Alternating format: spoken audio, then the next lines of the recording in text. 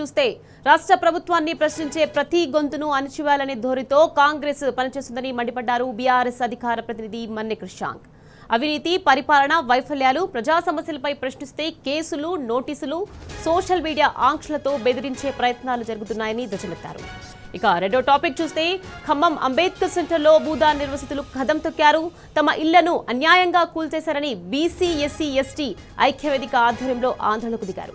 720 ఇళ్లను కూల్చి 311 భూదాన్ నిర్వసితులకు పట్టాలు ఇచ్చి చేతులు దులుపుకున్నారని మండిపడ్డారు.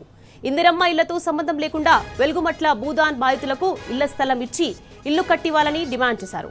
ఇక టాప్ 4లో మూడో టాపిక్ చూసుకుంటే రైతులకు యూరియా కష్టాలు మొదలయ్యాయి. యూరియా యాప్ ద్వారా బుక్ చేయడం ఇబ్బందిగా గురవుతున్నామని కామారెడ్డి జిల్లా రైతులు అంటున్నారు. ఇక మాన్యువల్ పద్ధతిలో యూరియా అందజేయాలని సొసైటీ అధికారులతో వాగ్వాదానికి దిగారు.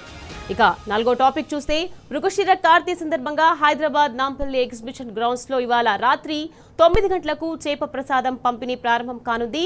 రేపు కూడా చేప ప్రసాదం పంపిణీ చేయనున్నారు. ఈ మేరకు అన్ని ఏర్పాట్లు పూర్తయ్యాయి. గత ఏడాది జరిగిన కొన్ని అవాంఛనీయ సంఘటనలను దృష్టిలో ఉంచుకొని ఈసారి అధికారులు కట్టుదిట్టమైన భద్రతా చర్యలు చేపట్టారు. టాప్ 4లో హెడ్లైన్స్ ఒకసారి చూద్దాం. ఫస్ట్ హెడ్లైన్, ప్రభుత్వాన్ని ప్రశ్నించే గొంతులను అణిచివేస్తారా? రేవంత్ సర్కార్పై మన్నె క్రిషాంక్ నిప్పులు.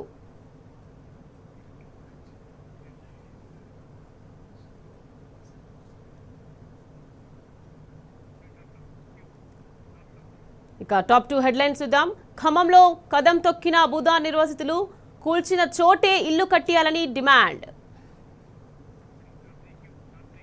ఇక టాప్ 3 హెడ్లైన్ చూద్దాం. రేవంత్ పాలనలో మళ్లీ మొదటికొచ్చిన యూరియా కష్టాలు, కామారెడ్డిలో అల్లాడుతున్న కర్షకులు.